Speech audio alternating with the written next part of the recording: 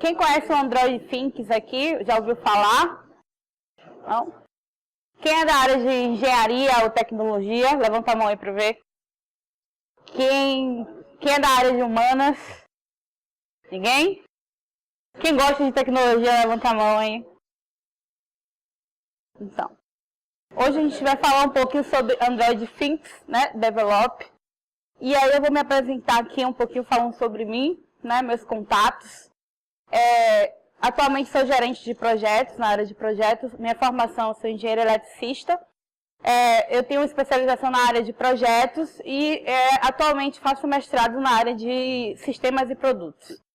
E vou falar um pouquinho talking sobre o Android Things.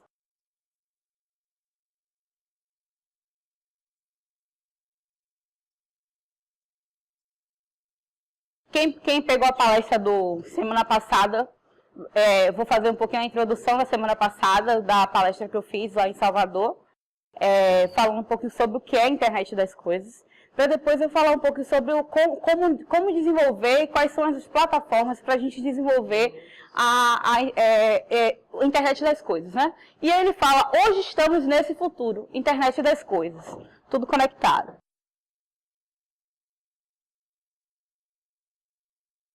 E aí, todo mundo já ouviu falar sobre a internet das coisas, né? Com certeza. Tem alguém aqui que nunca ouviu falar sobre isso? Não? Então, e aí a notícia do momento. Você provavelmente já ouviu falar da internet das coisas, as notícias falando sobre conectar, né? E o motivo das coisas é qualquer coisa conectada à internet. E aí fala que no passado um computador servia para várias pessoas, né? Antigamente, você sabe que iniciou com a utilização de servidores na guerra civil, etc. E aí hoje a gente evoluiu tanto que esse é um supercomputador, um dos maiores, né, de processamento, que é chamado Titã. E aí eles evoluíram tanto que ainda existe hoje com o mesmo propósito. E aí ele fala, mas atualmente as pessoas possuem seu próprio computador. O macaquinho está ali no computador, né? E aí ele fala, corrigindo, mas atualmente a gente, né, hoje em dia a gente não tem um celular, a gente tem dois celulares, o celular que é pro ladrão, claro, eu boto aqui assim o velhinho, tem o computador, tem o notebook, tem o tablet, etc. O Xing-Ling. E aí vem, além desses novos computadores portáteis, eletrodomésticos tradicionais, também estão entrando na onda da computação. E aí vem, e o IoT, o que é a internet das coisas e como começou?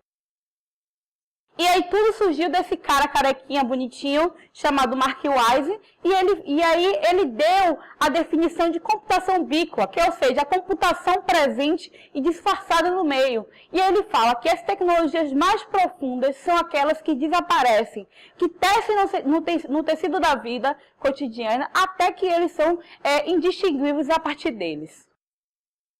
E aí vem a definição de internet das coisas. Cortou um pouquinho, né? É uma rede de objetos físicos que possuem tecnologias embarcadas para comunicar, captar sinais, interagir, né, consigo mesmo ou com o ambiente externo. E aí o porquê a coisa? Vem, a coisa se refere a qualquer objeto físico com um dispositivo que possui seu próprio endereço IP e pode conectar, enviar e receber dados por uma rede. E aí, sensor. Então, como é que a gente consegue tirar do mundo físico, né, para ir para os bits? E aí a gente utiliza os sensores, né? Um sensor é essencialmente um dispositivo de medição, como tal possui certeza associada à sua leitura. É interessante essa imagem, ele mostra, né, ele fazendo a movimentação com a mão e o robô a mesma coisa. E aí ele fala, são capazes de captar, detectar, né, e ações e estímulos externos. Então, ou seja, ele tem um sensor ali, ultrassônico, ele aproxima e ele retrai e ele consegue ali, observe qual a movimentação da mão, se é de empurrar ou retornar. Então que tipos de sensores existem? A gente pode ter hidrogênio, oxigênio, pH, posição, presença, condições de tempo, som, imagem, distância, corrente, etc. Eu quero saber Quem vai me dizer um exemplo que tem um sensor agora em si? Qual tipo de sensor vocês têm aqui presente dentro do bolso? GPS, mas o quê? Alguém já ouviu falar do acelerômetro? Então, ou seja, você tem um Waze, né? Então, você está ali no carro dirigindo e tal. Vocês acham que como é que ele sabe a distância, o tempo que ele vai percorrer? Então, ele tem um sensor chamado acelerômetro que ele consegue fazer essa detecção pela distância. Então, nosso celular também tem sensores que captam essas informações. E aí vem um pouquinho falando sobre a projeção. A Cisco diz que em 2020 serão mais de 50 bilhões de dispositivos conectados à rede. E é um pouco da arquitetura de como é que funciona IoT, arquitetura. Então, vem os devices aqui, que seria a entrada, ou seja, dos dados, onde seria conectado os sensores, e ele dá exemplo, celular, o Raspberry Pi, um carro, o Arduino, a sua própria casa, isso tudo pode ser, vamos dizer assim, serão sensores, né, para chegar à comunicação, a seu aplicativo, a você acessar uma página web, ligar e desligar seu equipamento dentro da sua casa, ou visualizar a sua câmera, etc. E ele vem, então, a partir dos devices, que seriam os equipamentos que conseguem filtrar essas informações externas, ele tem que ter uma comunicação, ou seja, tem que ter alguém, um mensageiro, como se fosse um mensageiro que dissesse, olha, ele está mandando essa mensagem para mim, ligue agora, desligue agora. Então, a gente tem o MQTT, que é um protocolo específico, é utilizado para IoT, e temos o HTTP também. Além disso, ele faz em relação ao controle, você pode fazer passando pela camada de processamento de evento, análise analítica desses dados, e a parte mais externa aqui, que tem web portal, dashboard, API Manager, seria o front-end, ou seja, a parte que o consumidor, a gente tem ou o aplicativo de celular, ou o portal web, que está lá o sistema que a gente acessa. Então, e aí fala, como é que o IoT pode tornar isso possível? Então, a gente tem alguns hardwares que fazem essa comunicação, tira esses dados externos e mandam mensagens, né? Eles se tornam mensagens codificadas de entendimento para um sistema. Então, a gente tem o Arduino 1, né? Que ele trabalha em Linux. Temos o Raspberry Pi, que esse seria o terceiro modelo. A gente tem o I.O. e o SP8266. Alguns são mais caros, dependendo da sua portabilidade, funcionamento, etc. E tem esse aqui, SP, que ele tem sinais de Wi-Fi e ele custa $6. É de 3 a $10. E aí ele fala, como eu posso começar a fazer um projeto desse? Então, você pode trabalhar, você pode comprar um hardware desse aqui, né? Esse aqui é Arduino 1, mas você pode comprar um Arduino Uno. Você vai baixar a IDE. IDE é onde você vai escrever o código, né, do Arduino. Você baixa nesse link aqui. Você vai compilar o código. O que significa compilar? Você vai digitar o seu código lá. Então, ou seja, se você quer utilizar... Vocês estão observando aqui, que tipo de sensor é esse aqui? Alguém sabe? Ultrassônico. Correto, proximidade. Então, você compra um sensor desse ultrassônico, compra um LED, 2 fios, compra uma plaquinha para você montar, e aí você diz assim, poxa, eu não sei fazer, eu não sei ligar fio, eu não sei conectar. É simples, só coloca lá, eu quero código para ultrassônico. Vai aparecer milhões. Em relação, para você já pronto, só para você pegar o código e colar lá na IDE, na parte de desenvolvimento. A IDE é essa parte aqui, tá vendo? Você baixa no arduino.cc e aí você faz a compilação do código. E aí eu dou exemplo de, poxa, tudo bem, isso aí parece até brincadeira de criança, né? Mas como é que eu posso utilizar isso na vida real? E aí tem alguns projetos ali, um que seria para o acesso de cego, a pessoa que tem algum problema visual, então ele utiliza um sensor ultrassônico para captar o local, para entender o ambiente. E aí ele pergunta, e o IoT, o que é que muda nas nossas vidas? Né? E aí ele dá um exemplo aqui do vestuário e os calçados. Vocês observam ali que ele está fazendo a modificação das cores e tal. Das artes. A internet está bem fraquinha, não dá para ver os GIFs e tal. O B2 seria o Business to Commerce, seria a forma que a gente compra. Ele tem um painelzinho ali, ele encosta no vinho e aí ele diz qual a temperatura do vinho mais indicada para aquele tipo de vinho. No marketing, aqui o metrô passa, o cabelo dela se mexe e tal, etc. Nas interações, aqui ele utiliza o pulso para captar os dados para mexer um drone, etc.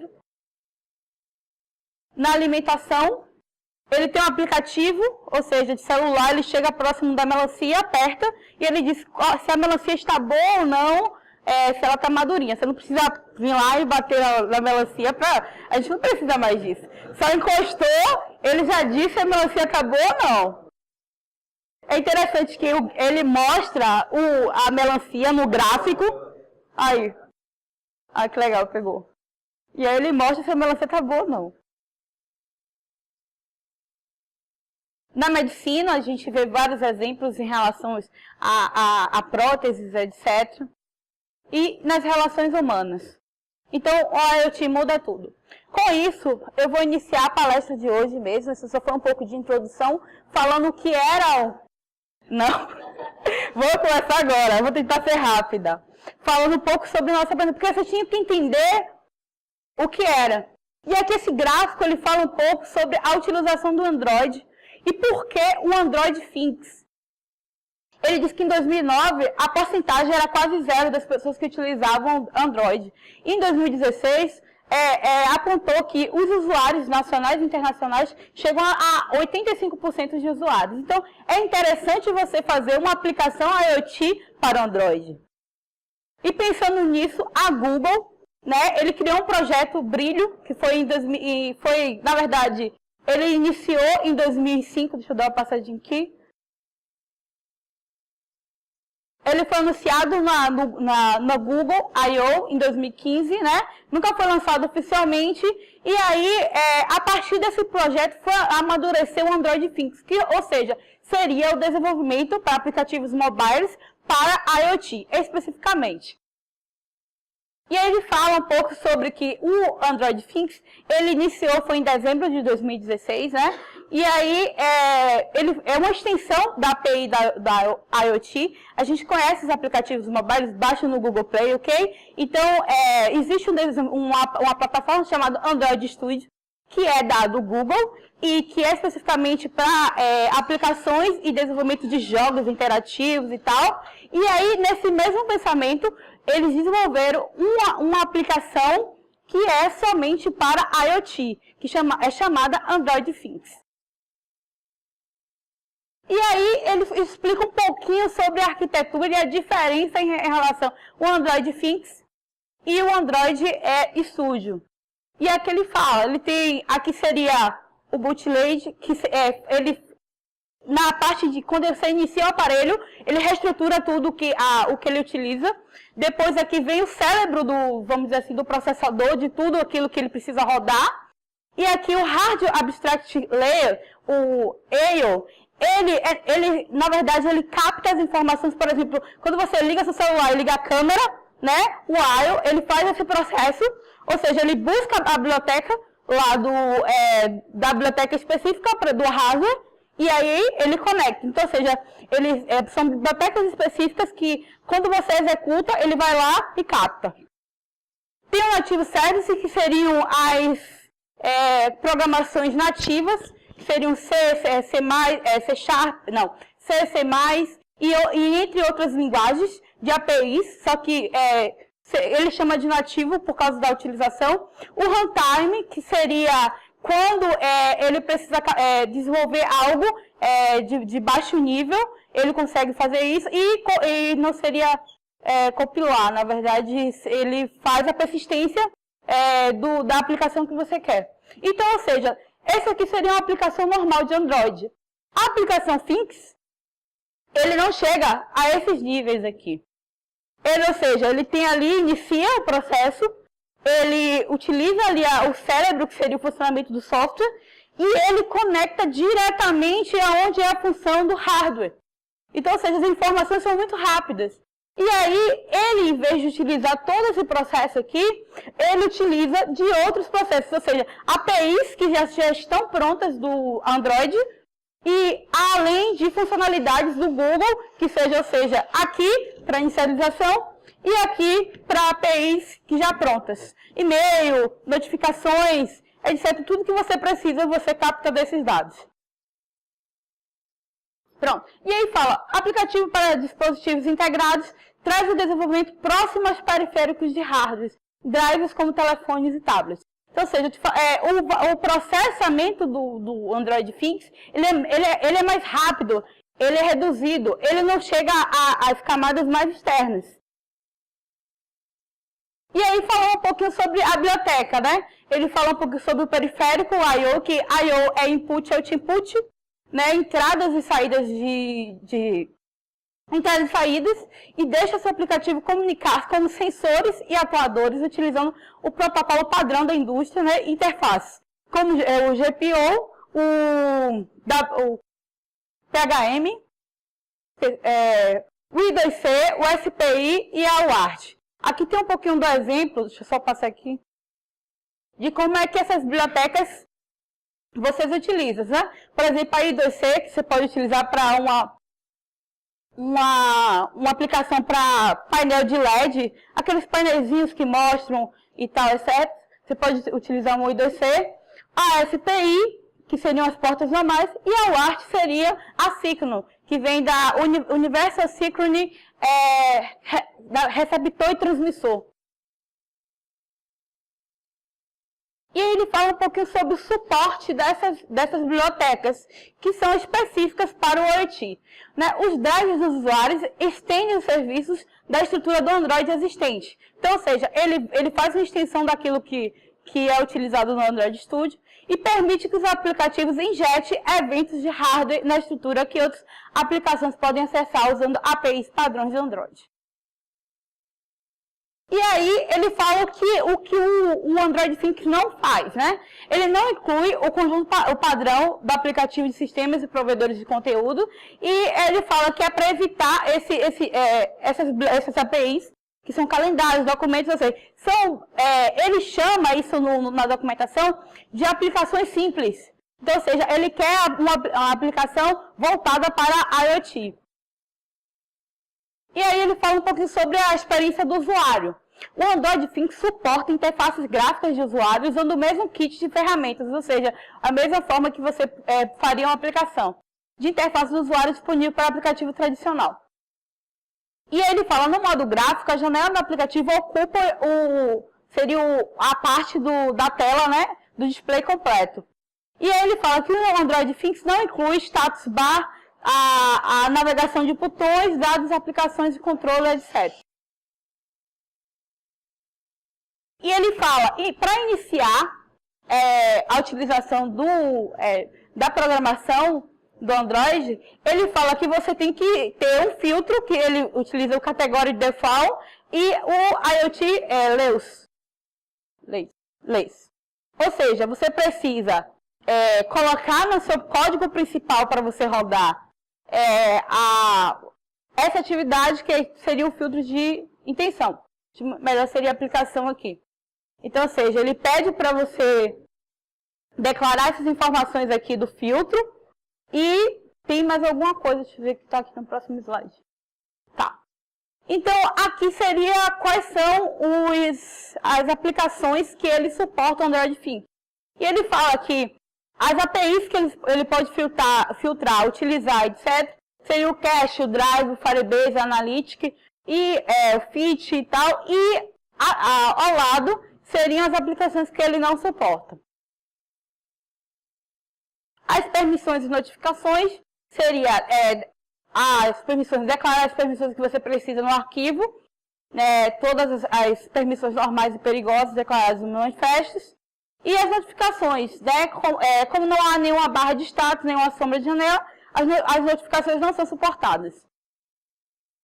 Então, para você desenvolver o Android, além de ter a biblioteca, ele tem especificamente para você quer ligar um LED. Você vai lá, vê o código na biblioteca e tem lá, ligar LED. Você quer utilizar a câmera, tem lá, câmera. Você quer ligar uma lâmpada, você vai lá e baixa.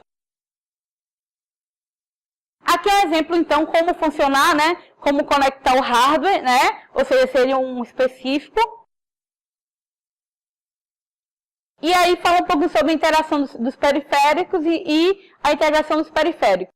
Eu queria passar o vídeo porque tudo isso que eu falei, quando vocês virem, vocês vão ter mais noção do que é que eu estou falando.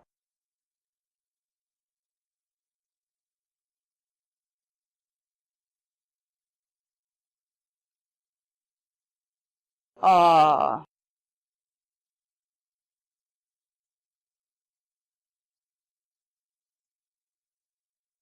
Será que vai? Tá. E aí ele está mostrando um pouquinho que ele no próprio site tem, você compra o Raspberry Pi, lá tem 4 kits que você já utiliza, você acopla e aí você já utiliza esse hardware utilizando o Android Things.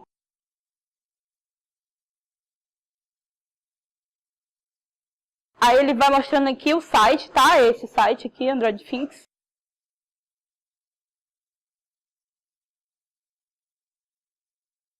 Ele vai mostrar aqui os kits.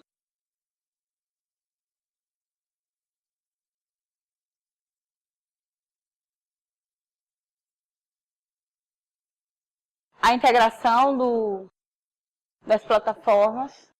Aqui você vê que ele vai explicando até a primeira parte, como é que eu faço para ligar o LED. Aí ele vem explicando como é que eu faço, liga a tensão, etc.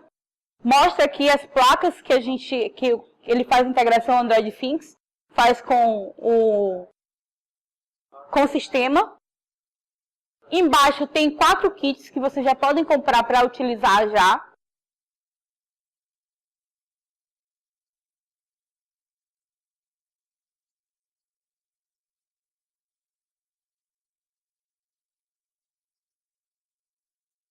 E aí ele está mostrando, esse aí foi um kit que ele comprou, que está lá disponível também, tá?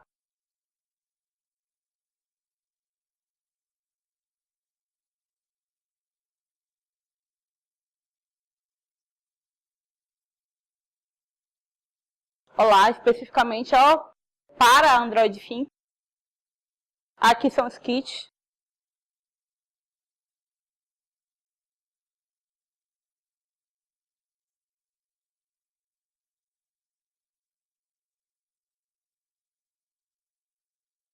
Aí ele vai fazer o download da aplicação do hardware.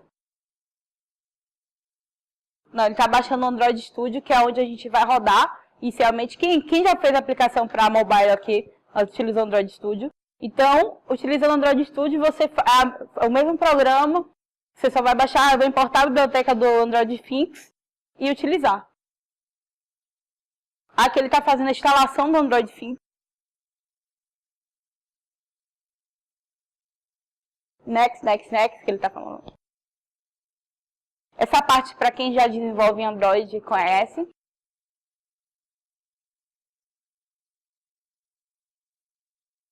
Aqui ele baixou o hardware, que também está no site lá do...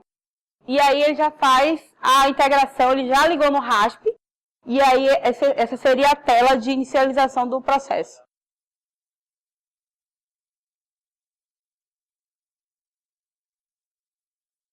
Deixa eu ver se eu não...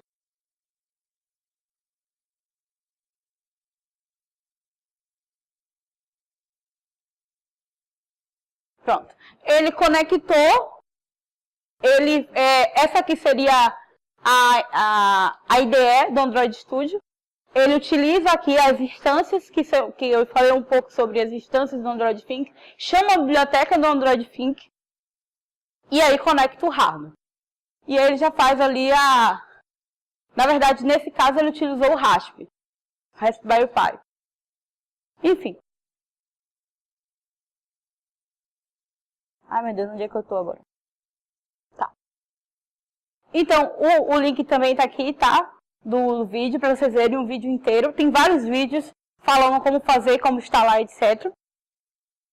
E aí, falando um pouquinho da junção do Android Things e o Eve, que seria um protocolo para decodificar todas essas informações. Observe que vai ter o hardware envolvido, vai ter a cloud envolvido, vai ter o mobile envolvido, então, ou seja, são vários vamos dizer, atores que quem vai decodificar essas informações seria o protocolo Weave.